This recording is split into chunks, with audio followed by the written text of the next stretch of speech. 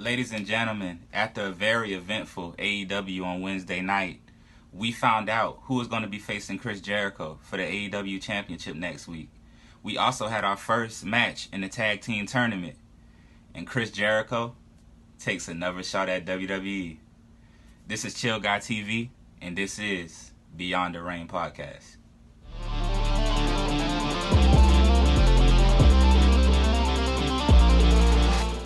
How many of y'all were so glad that it was Wednesday tonight? Man, this was a good show tonight. This was a good show. And AEW could have not started off any better than with Private Party versus the Young Bucks. Guys, as soon as this tournament was announced, everyone knew that that was going to be the must-see match. Private Party and the Young Bucks brought it. That was a classic tag team match. That was a great way to start introducing your tag team division. And Private Party really held their own against the Young Bucks, and I really want to shout out the Young Bucks for putting over a team like Private Party, because the Young Bucks, you know, they already know they're certified. They already have a name. Like, they're the Young Bucks. You get what I'm saying? They're the elite. So to get in the ring with Private Party and to go ahead and let those guys beat them in the first round was crazy. And the way they did it, man, that ending was so crazy. So goes underneath, pulls him up. Oh, look at this! Look out here. Could be a Milton driver. That's what it looks like. Yeah. Oh, gets swept out. Man. Rolls him up. 1, 2. What an upset! What an upset! Private Party and the Young Bucks, that gets an A+ for me. That was a great match. Moving along, we are blessed with the presence of Lechampion, Chris Jericho. Guys, Chris Jericho literally proved in a 10 to 15 minute promo why unscripted promos are the best way to go when you have someone who can actually speak for themselves. Right here, right now, he is the toughest, most terrified, most crazy MMA fighter in the world today. Okay, hold on. Hey, calm down for 1 second. Calm down for 1 second. We the people sucks and it's dead and buried. It was a stupid idea from bad creative and all that's gone. Man, Chris Jericho was on fire on the mic today. You had Chris Jericho in the ring introducing his inner circle. And as he's introducing his inner circle, it gets to Jack Hager. And when people see Jack Hager, everyone starts to, "We the people," everybody starts those chants. Chris Jericho literally grabs the mic and says, "That's in the past. That was bad creative and their stupid creative decisions." And the crowd pop. Man, me and Chris Jericho got a lot in common, man, because that's why I be thinking the same thing every Monday night. But it doesn't need to be in the past because it's going to happen next week. But never mind. But this is AEW. This is AEW. But Chris Jericho on the mic, man, I can listen to Chris Jericho talk for a whole 30 minutes. This guy is amazing. After that, you had Darby Allin getting interviewed for his match against Jimmy Havoc. Darby Allin pretty much says this is the biggest match of his life, and he plans to win it. So you get to the match with Jimmy Havoc and Darby Allin. At first, Jimmy Havoc is really getting the offense on Darby Allin, and I like the way how they built this match up because it was just a back and forth match with Jimmy Havoc getting most of the offense in. But I knew it was just for a comeback for Darby to win later. And, man, Darby won it. Darby had a great match with Jimmy Havoc. I felt like that was a good match. I can't wait to see Darby versus Chris Jericho. That match is going to be insane. I cannot wait for that match at all. So after that match, you had Rio and Britt Baker versus Bria, Priestley, and I think her name was Sakura or something like that. So aside the girl's gimmick, the one who was holding the mic, I don't know if I can really like I get what they're trying to do. Like the gimmick is like different, it's neat because I feel like what she is, she's like she's like a vocal coach of pain. Because on one spot in the match where she put Rio in a submission, she started singing like a painful tone in the melody, and then Rio did the same thing. And so I feel like that's a neat way, but you know, it's just a basic match. You knew Rio and Britt Baker were going to win. Britt Baker beat her with her submission move when she puts her hand in the person's mouth. You know, that's why she's called a dentist, because she rearranges people's teeth. One thing I can say, though, I feel like AEW can use a stronger women's division. It's like, don't get me wrong, like they're booking them great. Like the booking is great, and that goes to show you, like, it doesn't matter the talent. If the booking is good, then, you know, you can kind of bear with the talent. But I feel like what's probably going to be one of the weak things that exposes AEW is their women's divisions. Not saying the women aren't talented, but when you compare them to, you know, other companies' talent, women's talent that they have, you know, it's, you know, AEW is kind of like at the bottom pole of the women's wrestling. But I feel like when AEW get like probably 2 or 3 big signings for the women's division, the women's division is going to be at the top. And, you know, the women are going to be here to stay. After that match, you had Shawn Spears versus Jon Moxley. Look to be in a good mood. Tell us what's bothering you. I'll tell you exactly why I'm here. This was Jon Moxley's first televised TNT match for AEW. And man, it was a great match. The thing I like about what they're doing with Moxley, if y'all pay attention to his matches, Moxley's matches have a chaotic feel to them. Like, it was different back when he was with the other company because it felt a little slower. You know, it just didn't really feel like the lunatic y'all was claiming him to be because the matches just seemed so reserved and calm. But when Moxley comes out in AEW, like, the camera work, they just do a good job of giving you that chaotic feel. Like, anything can happen with Moxley being in the ring. You don't know what's going on in his mind. And him and Shawn Spears, you know, Moxley comes in, he's giving it to Shawn Spears at first. And, you know, Tully Blanchard, you know, he's helping Shawn Spears out the best way he can. But at the end of the day, Moxley wins with the butterfly DDT.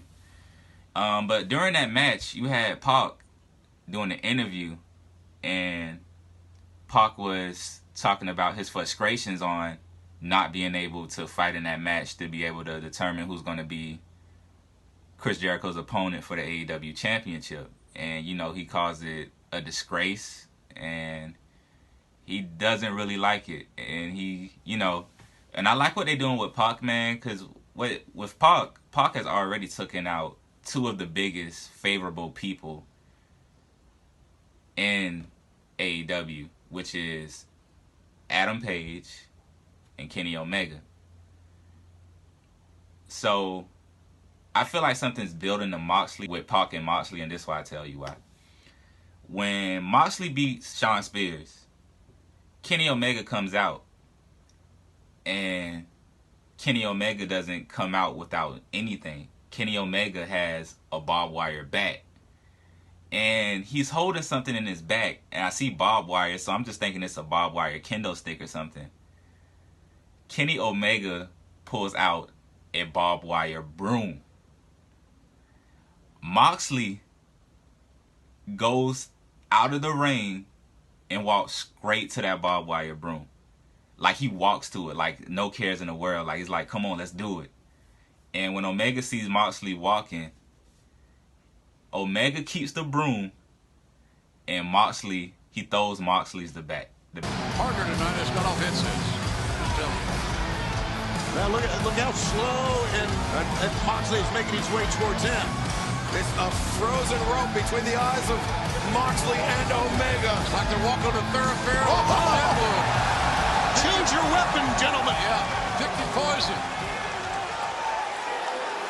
Pick your poison. Omega's ready to fight Moxley. Weapons, whatever you want, right here, right now. Omega with that Watch out, Chip. Look out, look out. Oh, God, run the deadlift. And we had like this crazy intense showdown. Like, that was When was the last time you remember, like, as a wrestling fan, being excited for a segment like that? Like, just a simple segment with just the main people on your main roster. It didn't have to be like some type of big other celebrity from another sport coming in. It's just those companies, two of their main guys feuding, and the crowd is going crazy. Like, the build for Moxley and Omega is great. I cannot wait for their match. I feel like that's going to be one of the most brutal matches. But the reason I say Pac and Moxley are going to have something going on, when Moxley is going up to Kenny Omega and, you know, they're about to go ahead and do another brawl, Pac comes from behind on Kenny Omega and hits Kenny with the chair and lays Kenny Omega out. Moxley walks up to Pac like, what are you doing? Why are you interfering in my business? And Pac just backs up like, oh, what do you mean? I'm just trying to help you. I was trying to help you, man. And Moxley had a chance to beat up Omega right there, but Moxley throws the bat away. And I love that about Moxley's character, because what it's showing is Moxley doesn't want anything given to him. If he beats Kenny Omega, he wants that satisfaction of beating Kenny Omega and beating him into a Pope. He doesn't want anybody else's credit for what he does to Kenny Omega in their match. And that's like a good feud. And I feel like now that's going to cause a confrontation between Moxley and Pac. I don't know if they're going to do a match at an AEW show or just at a pay-per-view. But a Pac and Moxley match, these are two guys that were pretty much, you know, couldn't really go to their full potential like how they are now. And just like, to be able to see them at their full potential, like all gloves off, like, that'd be a great match. We get to the main event. You have Adam Hangman Page, Dustin Rhodes, and they take on Chris Jericho and Sammy Guevara. Dog, Sammy Guevara is a impressive talent. And you know they're accompanied with Jack Hager as well, Chris Jericho's bodyguard. Sammy Guevara is a great talent. I see a lot of bright things in that young man's future. AEW has a lot of bright talent. The way how the match starts off, you have Dustin Rhodes and Sammy Guevara in the ring. You know, Guevara's kind of teasing Dustin Rhodes a little bit about what they did to him. Chris Jericho tags himself in like he's about to wrestle. And, you know, he's playing with the crowd, like, you know, getting the cheers and everything. Because, you know, everyone loves Jericho, and Jericho knows that. When Jericho tags back Sammy Guevara, you have Dustin Rhodes go outside and start attacking Jericho. And I love that because Jericho was the reason that Dustin Rhodes got put through a table last week. And so Dustin Rhodes pretty much lays Guevara out. And so pretty much during the match, it was mainly Sammy Guevara in the ring, which I really do respect, because it's like Chris Jericho has been being used a lot lately. And that match was really just to enhance Guevara instead of help Jericho. You get what I'm saying? It was pretty much showing Guevara's talent, and Chris Jericho just, and I like the way how they booked it, because it focused on Guevara more than Jericho, but Jericho was still a focal point, if you know what I mean, like, because you like always waiting like, oh, what is Jericho going to do? What is Jericho going to do? But yeah, the match was taking place. It was going crazy. At a part of the match, you had Hangman Page and Dustin Rhodes. They were starting to build momentum to win the match. That's when the interferences from Jack Hager started to take effect. Jack Hager gives Adam Hangman Page a clothesline. He gives Dustin Rhodes a clothesline. Sammy Guevara tries to take advantage and get a pin. Only a 2 count.